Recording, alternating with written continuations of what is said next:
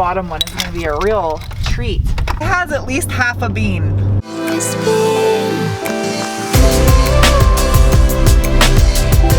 Hi guys, I'm gonna be working on the Audi today. Now you guys are asking me what is going on with the Audi lately because as you noticed on my Instagram, I had been working on the Audi a little bit and the front of the car was tore off again. We were doing work on the engine. The car is up and running fully again and it is now for the first time since we've got it 100% good to go mechanically. As in nothing's wrong with it at this moment, which is a first. But here, I'm gonna stitch in some clips from what we did yesterday to get the car to where it is in my garage right now. Hello, people. That's so cheesy. You see that pile of stuff back there behind me? That's the nose of the Audi. Now, I was gonna make a video of this whole entire process, but Charlie and I started on it like in between when I was filming videos because we're just trying to get it done quick. So I didn't film the beginning part of this process, plus you guys have seen us tear apart the Audi so many times now on YouTube. Fell off. All right, now it's ready. That it's probably getting redundant. So we're doing the valve stem seals because this thing, after replacing the turbo was bad that was on it, so we replaced it and it burnt a little less oil. It was burning oil like just constantly all the time before. Yeah. And then I replaced the turbo and now it only burns oil on D-cell and like when you're rolling down the freeway, so really high vacuum, which is valve stem seals. Well, that sucks. Yeah. I get it. High vacuum, it sucks. You have the second cylinder half done, right? We've got 2 intake valves on the second cylinder done. So we got one more intake valve and both exhaust valves. I'm gonna do all the intakes first and then go back around and do all the exhausts because I have to bend my little majigger back to the way it was. So the kit that we got, there's a portion that pushes the valve down on the kit.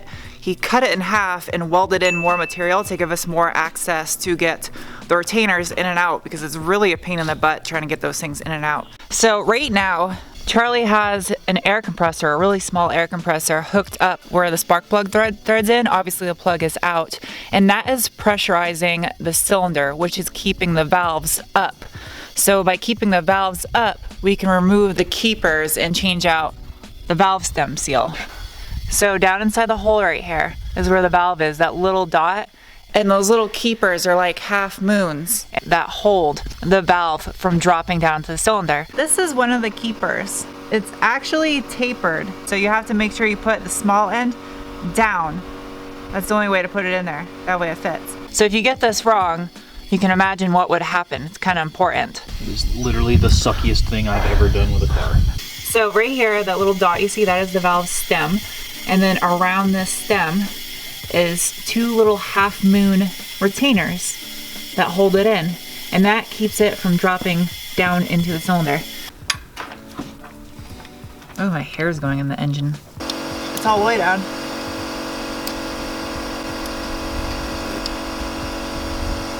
There you go.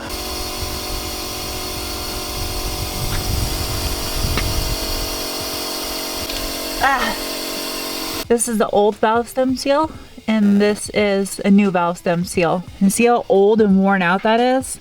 And you can see right down the center. No, you can't because of the shadow of the sun. Here's the old one.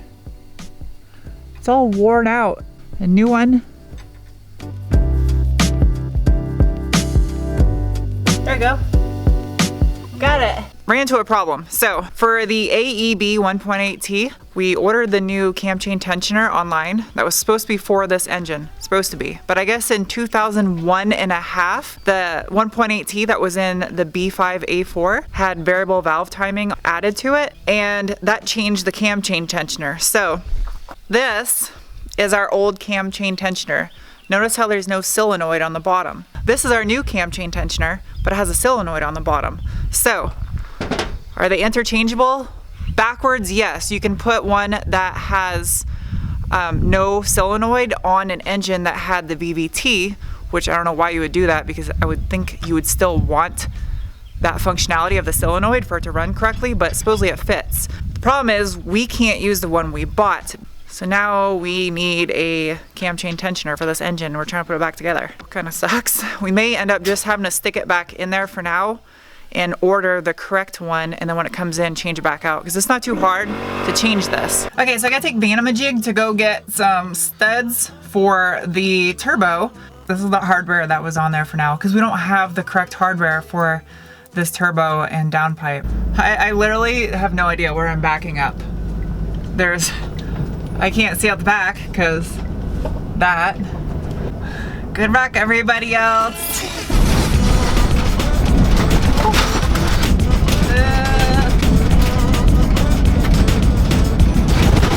Oh my God. God, I need a rally car so bad. Good Vanamajig. Good Vanamajig. He taped it. Okay, so this is what I grabbed. This is what we had on there, and this is what I got. So it's as long as it needs to be. Head on this guy is a lot small. This will work better. Shape nicer. I'm just avoiding an innuendo with that one. Since I was gone to get the hardware, Charlie made significant progress. Have the cams back in, but now you have to time it, correct? Yeah, they have to be timed. So if you see right here, here is one, and then there's a notch right here, and then there is a notch right in front of it. So these are lined up, but on this one right here, when you're counting the rollers, you're gonna go up and over one. So it's like up, over, and then you count 16 over, and that's how you know you got the timing correct. Starting with one. Yeah, starting with one. So you go up, over, and then 16 rollers, and that's how you'll know you'll have the two cams aligned. Oh, I got grease on my fingers. But yeah, so Charlie's doing this, and I just figured I'd vlog it for you guys because I had so many questions about what's going on with the Audi, and I really wasn't even gonna record this because we're just getting it done. I don't know, I just didn't think it was really that entertaining. Plus Charlie's doing a lot of work because this is just, I don't know, it's technically his daily driver. But you guys really wanted to see, so I'm recording it, and I helped out a little bit along the way, but I don't know, this ain't really my thing. Mr. Dose is my thing. While he's finishing up doing the cylinder head, I'm gonna do the exhaust hardware just so I'm at least doing something other than walking around with a camera, trying to make a video for you guys. So I'm gonna do some work too. I hate sitting here watching someone else work. I wanna do work. Let's see if this guy fits. Oh yeah, that's good. Oh, this bottom one is gonna be a real treat. A real treat.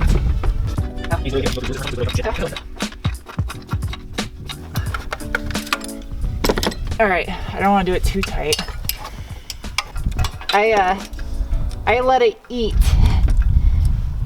and I'm full. I bet you I can get the top ones a little bit better though.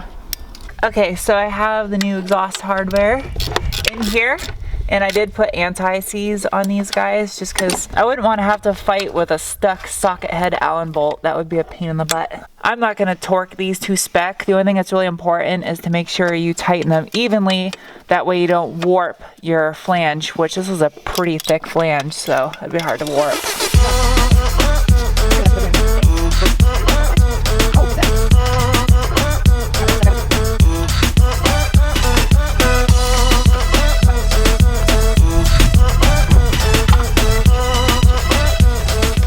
Moment of truth. Engine's all put back together, coolant's in the engine, everything's connected except for the AC line. We're gonna do the AC line after we make sure the engine's fine. And if it's not, then Charlie said he's gonna set the car on fire.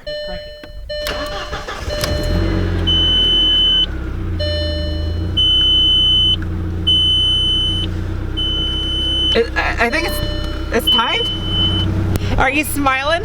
Yeah, because it's working. And it's not smoking.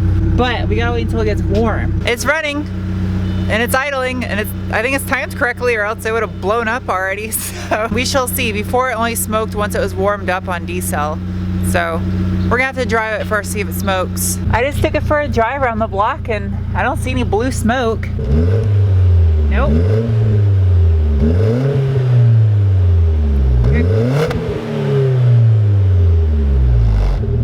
Nothing. Okay, so now that you're caught up, here it is. It's filthy. It's been sitting outside for like 2 weeks. Now, it's time to get this Audi clean. Now, you guys know that I have a buttload. kind of an odd term to use for this, of product from detailersdomain.com. And I'm going to be using some different products that I just got. They're from Kenotek, and I did a little unboxing. I'm gonna put it in real quick because I know you guys like my weird, everything I do is weird. So I'm just gonna put that in there real quick for you guys. This thing's sneezing water everywhere. I'm gonna open this up with my screwdriver because I don't know where my knife is. Improper use of tools. I have to really make sure that there's nothing in here when I throw the paper on the ground, because if there's product, then I'm an idiot. I do have an idea of what's in here. I saw the invoice. I do and I don't. I try to like to have some kind of element of surprise to this. So 50% of this will be a genuine surprise. Ooh, ooh, it has colored nozzles. What? They're colored. This one is anti-insect. Blue. Call me strange, but of course you're gonna call me strange. I am strange. Don't call me strange. I get made fun of enough on here. This one's color coded also. Now I color code my microfibers. My blue microfibers are for glass only. My yellow microfibers are for interior only. My green and white microfibers are for paint only. And then purple and pink I use for dressings and under hoods. And it just so happens that their glass cleaner is blue. So it's color coordinated. I like that. Oh, and the bug cleaner is green. So that's color coordinated also. I know I shouldn't be smelling chemicals. It's not good for you. But I gotta see what it smells like. It's interior cleaner, so it can't be harmful because you're gonna smell it inside your car. It smells like, it kind of smells like Dial antibacterial soap. Kenotek Showroom Shine. I'm guessing this is a quick detail spray. Make it rain. I'm like Rihanna, but not as sexy. Valet costs 100 bills. I've never paid $100 for valet. Leather cream. Ooh, you gotta smell leather cream. Okay. That legit smells like a new car. I have to say sorry in advance for the rattling noise. I can't do anything about it. It's windy into my garage door. So sorry. Oh, Kenotek wheel cleaner. Let's see. Vinyl and leather conditioner. Brilliant wash. So I guess this is car soap most likely. Okay, so now that you're all cut up on that stuff, now I'm going to foam gun the Audi and get all this crud off of it. I don't really have to foam gun it because let's face it, I could wash this thing with steel wool and it really wouldn't make much of a difference on this car because the paint is kind of destroyed.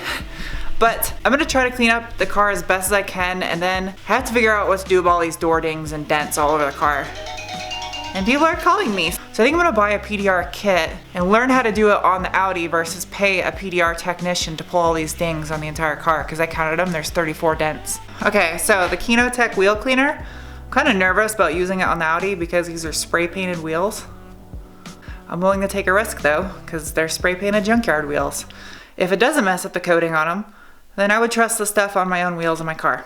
Fair enough test? Okay. Let's try it. This stuff's gnarly. I'm gonna put some gloves on. Oh my god, this stuff smells horrible. Oh my god. See how it's turning purple? That's pretty cool. I'll give it props just for the color changing effect. Would I buy a product just because it changes color? Maybe, because I'm weird. You're gonna get this stuff on your tires when you're cleaning your wheels, so might as well give it a shot and clean the tires with it too. Why not? See what it does to tires. It smells like a hair salon, kind of, but in a bad way, not in a good way. These are spray painted junkyard wheels and it does not look like it hurt the coating. I left it on for about 30-45 seconds or so, not too long. These wheels weren't that dirty. This was before.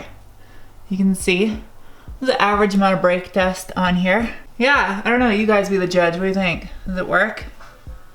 I think it works. Smells absolutely horrible, but it works good. And it got some of the corrosion off the brake rotor too. That's kind of impressive.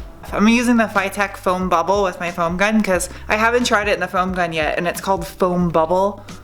So this stuff better be some foamy bubbles because it's got foam and bubble in the name. Anyway, stuff smells so good. You're supposed to use 50 to 75 milliliters for 1 liter of water. It's all over my hands. Anyway, I love the metric system. It's so much easier than the standard system. Let's get some foam all over this thing. Yeah, this stuff works good.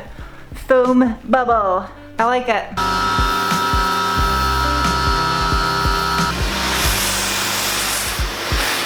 I know a lot of you guys have asked me about washing the car in the garage, and you're like, that's crazy, why would you wash your car in the garage? Well, my floors are epoxy coated. I sealed them with epoxy. And alongside the wall, where the floor meets the wall, I sealed it with caulk. Not C-O-C-K, C-A-U-L-K, caulk. Plus, it's so dry in Arizona, like I just washed the Audi in here. The floor is already like 90% dry. It dries super quick here. Stop beeping, stop beeping. Stop beeping. Stop. No. Why, car? I know this is the part you guys probably care most about since I haven't really shown driving the Audi since all of this has happened, really. I mean, I took a couple little quick test drives and that's about all you guys have seen. So, and now I'm gonna drive it for the first time that everything is fixed. Even the AC works. AC is blowing nice and cold right now. Alright, so what's it like driving a 99 Audi with 254,000 miles on it that's been owned by probably a high school student that beat the crap out of this thing, tried to kill it, and then we stuck a junkyard engine in it that we rebuilt? I love it. This thing puts a huge smile on my face the whole time I'm driving it. It's not fast. The steering is so super sloppy. I have to give it that. The steering is so dead on this thing. I don't know if there's like a steering rack swap you can do for these B5 A4s.